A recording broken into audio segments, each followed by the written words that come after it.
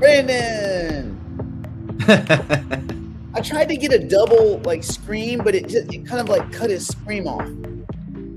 Well, yeah, I think we should have hit the scream button for 4 or 5 minutes. Yeah, I need a longer scream. I need a longer scream. Yeah. I have the audience laughing.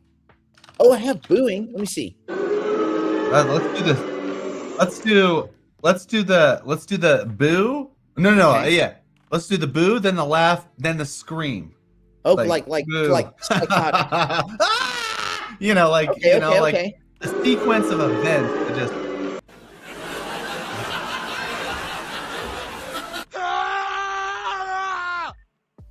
So that's like the last guy in there. He's just like, I'm out. I'm over it. Yes, perfect. Yeah, that's right. We didn't really have our dick punch yesterday because Ethereum was going up. Went up. It went up. It was up from Friday. It was up quite a bit. Matter of fact, ETH opened 40. ETH opened up, right? It opened 40 cents higher. Now it's 70 cents lower. Yeah, that makes sense. And all of it, and if you guys know, it all happened in about 15 seconds. Not really. It happened in about 10. It happened in about 10 minutes. 10 minutes, right? So when I text you, I said, "Here it comes," right? I said it's gonna happen, and sure enough, both you and I, we just watched it happen. Yep. We watched the.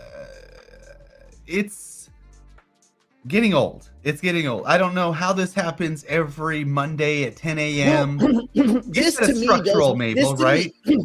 This to me at least makes sense. Okay, and the way I look at it is, if you had a lot of shuffling around in the ETFs, and today is when, maybe right now is when they reconcile all the. Remember, Friday was not a great day. Friday was a big sell-off, right? So you could have gotten some people that panicked out of the ETF. Well, they must have, because the ETFs got gutted by $2.50 between Thursday and Friday. So yeah, you got a lot of people exit the ETF, but a lot of that activity, it might have happened so close to the close. And I don't know when they settle. It's not instantly, right? So then you say, okay, the ETF sold off. Therefore, the holders of those ETFs, they have to part ways with some Ethereum and some Bitcoin. And I think that's what happened. And then this morning, remember, this was led by Bitcoin. I do like the analysis that they do at CoinMarketCap. When you look at, you can go click into the token. It'll just give you now it's an AI summary, but I tend to think that's better than all the jackassery in the news. Yeah, I just like looking at it, and they say, well, the technical stuff, I don't buy into it. Like the technicals were broken. Okay, throw that to the side. The technicals don't mean anything because technicals are a residual of human behavior. But when you see Bitcoin drop 2.5%, therefore it created these liquidations. That created cascading liquidations, both in Bitcoin and in Ethereum. You go, okay, well, this is Bitcoin-led chaos on a week where there was purchases, significant, $1 billion Bitcoin was added to strategies Ponzi schemes, and Bitminer added 300 million in Ethereum, something like that. Yeah, pull it up. Actually, those would be, in any other world, those would be very positive things. You would think, but right now we are clearly, I mean, look, we're market cap in the whole space. Let me make it bigger so you guys don't have to squint. We're at 2.8 trillion. That is, I mean, we're well into bear market territory, right? It's not even arguable at this point. So that's where we're at. And okay, then you say, okay, well, then you just got to make the best out of it. Do I foresee a rally after the Genius Act? I think you could see a rally tomorrow when economic data comes out. I think if that data comes out supporting the STEMI case, because we're in STEMIs now. Remember, the Fed just said they're going to buy the short end of the yield curve. They called it balance sheet management. It's QE. It's QE. Now, preface, Does that mean money into the economy? Absolutely not. So when you hear people saying, oh, the Fed's spending money into the economy, buying bonds and all this kind of stuff, no, they don't use money to buy those bonds. This is the key. They don't use actual money. They use bank reserves, and those banks can then, unfortunately, not use bank reserves. That doesn't do them any good. The idea is that a bank will treat bank reserves just like regular currency, but they can't, because they can't go into repo with bank reserves. They can't really do anything other than swap back the Fed and get in trouble and lose their status as a broker dealer and all this kind of stuff. So bank reserves don't do anything. It's a fake balance sheet machination. It doesn't really do anything. And the banks go, great, I have all these bank reserves instead of my treasuries that I would have been making money off of every day in repo. So now you strip mine me. And the Fed, they're so sketch. They've been purchasing at the short end of the curve. What is the most? Let's do a little educational moment for everyone. Pop quiz. What is the most liquid? I got to say it without saying the answer. What is the most liquid government instrument that has the highest value in repo? The most liquid thing. What has the most value in repo as collateral? I'll even give you a hint. As collateral. That way you don't say money, because money is not the thing. Brandon, I know you know it. Don't answer. Keep your mouth shut. Zip it. Good. I'm reading something else anyway. I got some stuff anyway. Yes. Yeah. Now, when you say treasuries, be more specific. I want someone to give me the short. You're right, Kurt. No. Bonds are at the tail end. Remember, it's bills, notes. Let me see. Bills, notes, bonds. Right. So when you say treasuries, that's why I was wondering if you meant.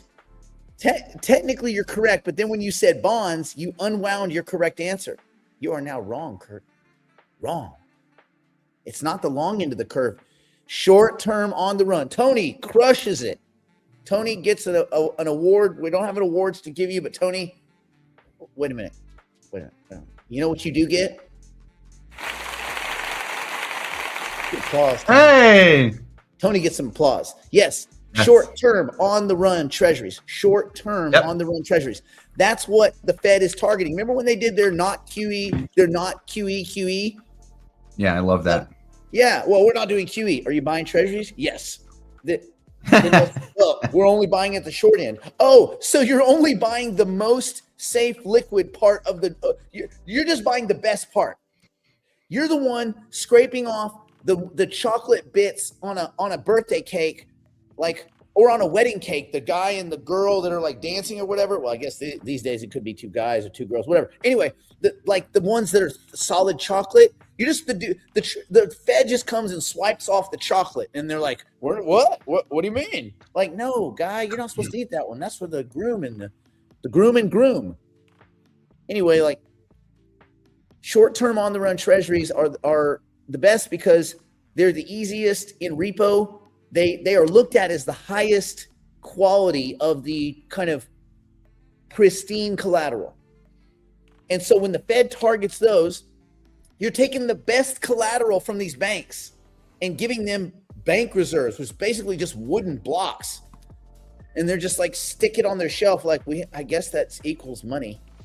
But they can't go lend that out. They can't go trade it in repo. They can't really do anything with it. The idea is that they would then lend into the economy. Why on earth would you think? And that's why when you unwind QE, it doesn't actually do anything. Now, there is a short-term psychological effect because the people believe QE does something.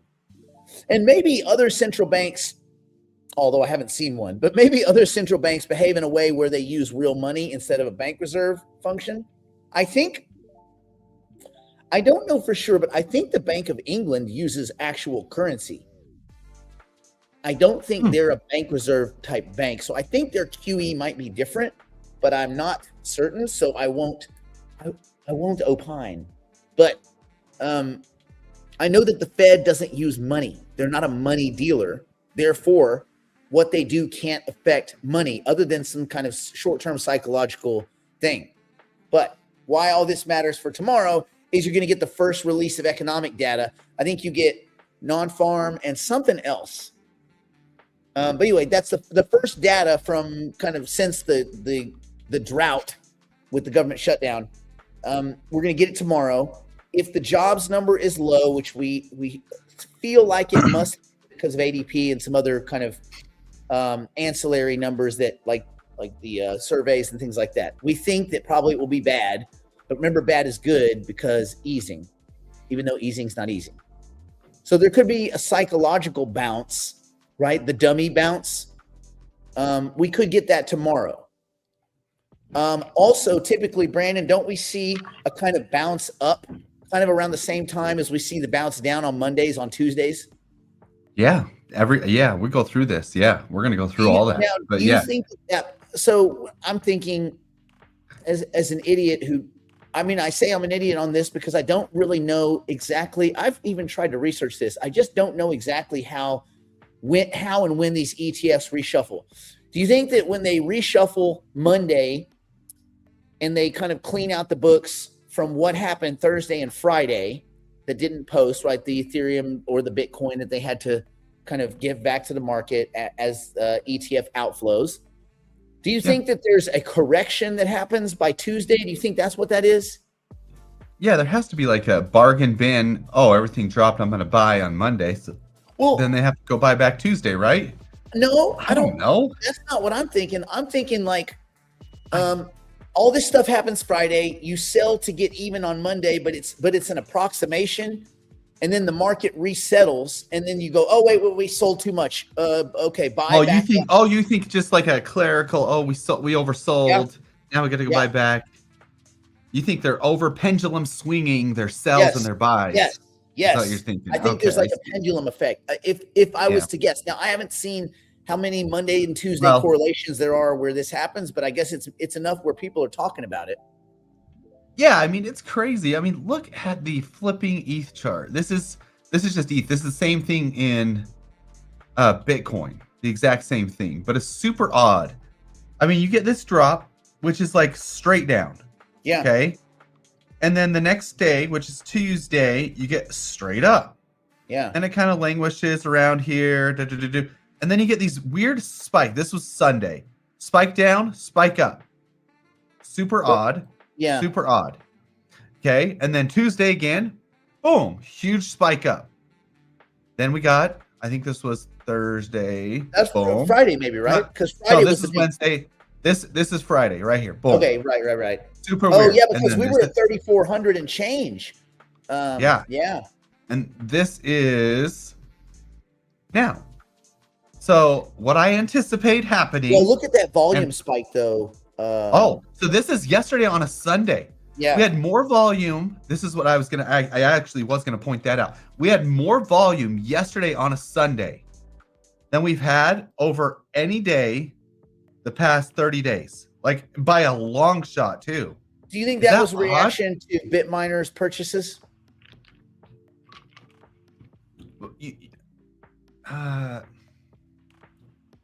But I mean, why would the reaction be that deliberate? No, I don't think so. And let me tell you why. You go look at, let's go to BitMiner. Let's go look at that really quickly. Let me erase this crap. BitMiner, I mean, they did buy 138,000 on December 5th. Did you see another one? This is the most recent one that I've seen. Oh. So that's why I don't think it had anything to do with that. Yeah, probably not. That was 10 days ago. Yeah. Zentry, look at this. Zentry bought on December 2nd. Okay. And sold on December 10th. Okay. Very interesting timing because look at this. So let's say they bought December 2nd, which is right here. Yeah. They sold right here. How? That's just coincidence. Dear luck. Yeah. Perfect coincidence. Yeah. I want to be coincidental trader one of these times. I want to be a perfect coincidental trader. You know, you can say they sold at the top, but you know, as easily Ethereum could be 3,800 today, and they would have sold in the middle of a run. True. So I No, just don't think I don't think, first of all, they don't have enough tokens to move the needle. No one cares what they're doing. Yeah, nobody cares. I hadn't even heard of them before I saw that. But I do How many think tokens did they have? it was 1,300 Ethereums. So that's how much they have, like 50,000 Ethereum. Yeah. Like 50 million. That's not a lot. That's a very minimal thing. I do think all these quick moves are extremely odd to me. I don't think this is very normal. I don't think this is normal. Like, I understand, like, some shops slow moving up and down, but these quick 30-minute drops, then all of a sudden, like, it trades flat. Like, look over the weekend. This last weekend, dude, we had Friday's drop, okay? And then it traded so flat over the whole weekend. Well, kind of started trading up with this weird volume spike and then just dumped. We kind of know why Friday got nuked, though. We can put that back together. You had that giant expiration over at Deribit. Yeah, $4.5 billion in options expirations. Yeah. Over at Deribit. And it was pinned to 90,000 and 3,100, I think it was, on Ethereum. Yeah. And it pinned there. It went straight there. Like, it had to drop. So it was at 3,240. Well, and they said that, was at 3,100. Jane Street dumped and dumped and dumped Bitcoin because it looks like they were out of position. They would have gotten beat up a little bit. So they just dumped a lot of Bitcoin.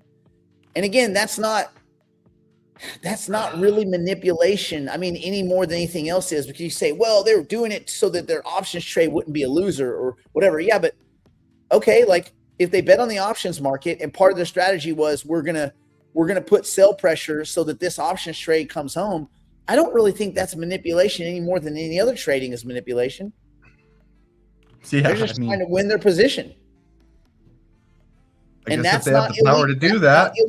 It's not illegal. Yeah, I got to get on the phone with those guys. They know what they're doing. Yeah. So, well, they know what. I mean, they did the right thing, I guess. I mean, I don't know. We're not looking at their books. We don't know where they were at. Well, I mean, I'm sure you read the same thing. This is the explanation of the dump every time it happens at 10 a.m. This is kind of what these guys, they say. Jane Street. Yeah. Okay. So this is all the Jane Street stuff. So when you look at the chart, the pattern's too consistent so everybody's talking about this. Yeah. A clean wipeout within an hour of the market opening, followed by a slow recovery. Classic high frequency execution. This fits Jane Street's profile. Jane Street is one of the largest high frequency trading firms in the world. They have the speed and liquidity to move markets for a few minutes. So they do have a lot of volume. This isn't, what was that company I just mentioned before? This isn't Zentry. No, this isn't Zentry. Yeah. This is somebody with legitimate power. So they dump Bitcoin at the open, push the price into liquidity pockets, and then re-enter lower, repeat daily. Yeah, so they now hold $2.5 billion worth of BlackRock IBIT ETF. It's their 5th largest position. But to do basically, yeah. So they're just dumping the market to be able to accumulate more, which should be a positive thing, not for a short-term trader or if you have like high leverage Bitcoin, but long-term, if they're wanting to accumulate and they're continuing to accumulate, you would think that it's going to be a good thing.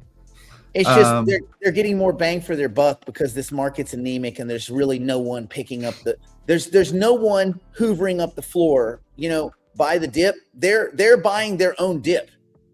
Yeah. I mean, it looks so sketchy though. But I mean again, this is the market. That's their business, but that's their business model. Yeah. I mean, yay. Have enough to dump enough to get everybody else to panic dump, get some cascading liquidations. What do they know for a fact? They know that there's idiots like James Wynn out there giving hand jobs for $20 and then taking that money and immediately taking 40x leverage on it, right? They just know that's happening. So they're like, why? I mean, good. Why not wipe those dudes out? If you have a constant flow of degens that are just going to hand you their money every single Monday, take their fucking money. Take it. Anyway. Okay. Go on. So the other thing that happened, I mean, you saw Michael Saylor bought another $1 billion. Yeah. this last week. Well, he didn't. Somehow, His dummy investors did. Yeah.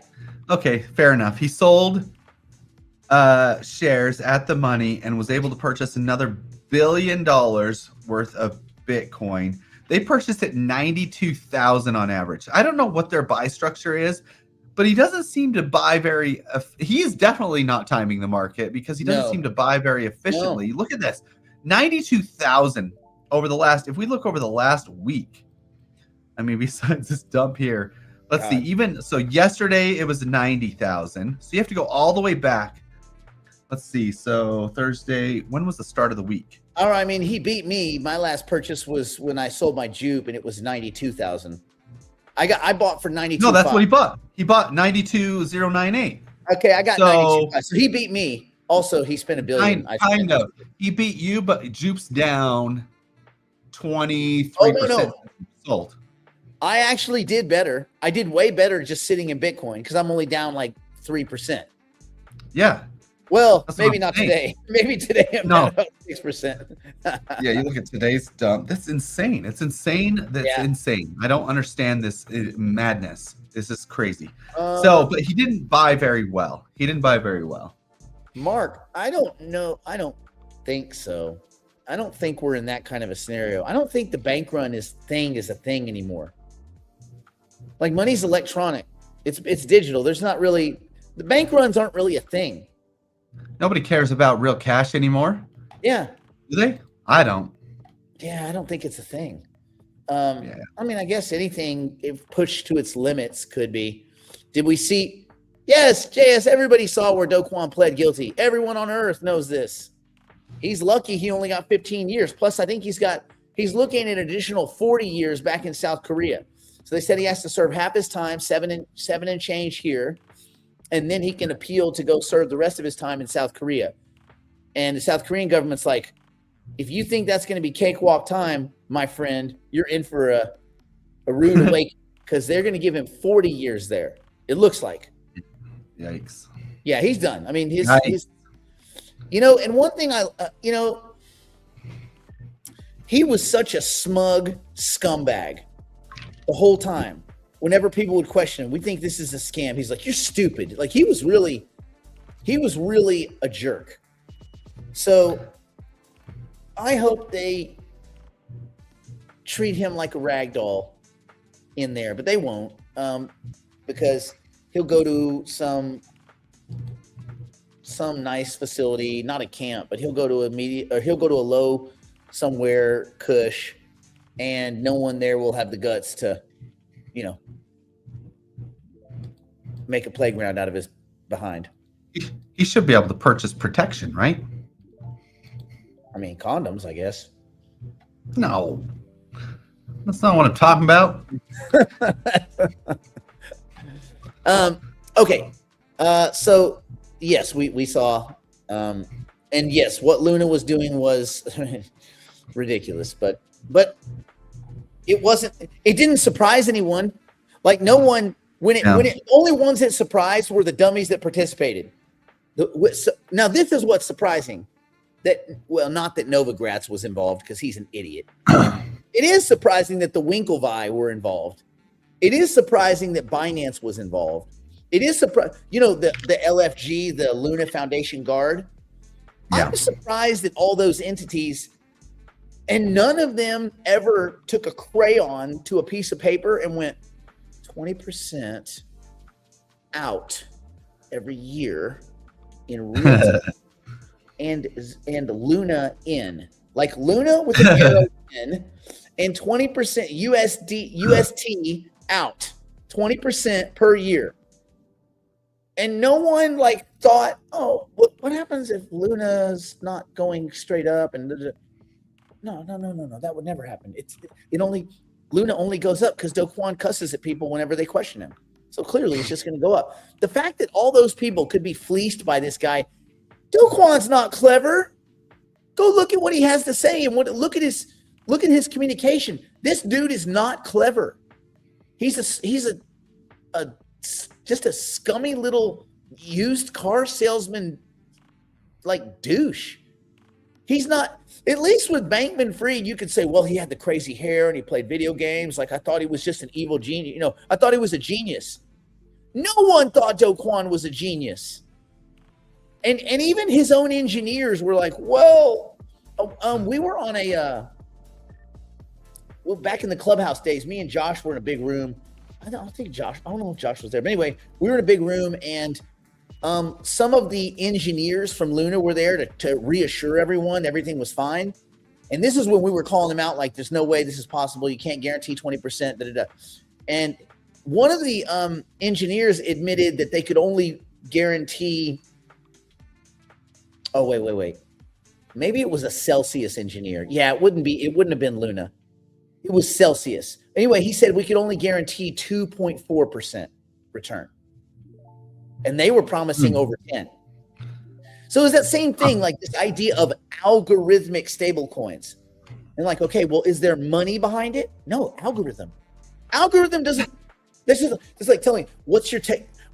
What is your tech stack? Technology. What kind of technology? Mechanisms. Okay, none of that's an answer. None of it's an answer. So you can't just use a synonym and that's an answer. No.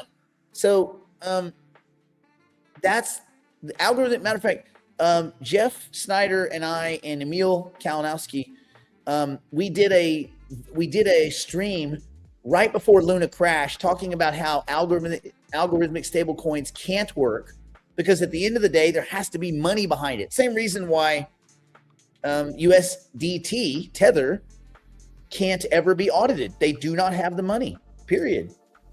And this is silly because they should have the money. And the reason they should have the money is in the early days of Tether, they were printing Tether out of thin air. Okay, fine. And they were putting it on exchanges, and people were giving them Bitcoin and Ethereum and all these other tokens for their funny money tokens. They were basically using fake money to buy these assets. These assets went way up in value, right? So you think, well, somewhere they've got a treasure trove of Bitcoin and Ethereum and all these tokens that they made tons of money on, right?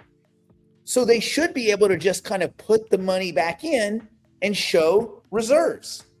But they were so busy stuffing their pockets that they didn't keep enough, that even after 100x, they didn't have enough money to have equal reserves, which is mind-blowing.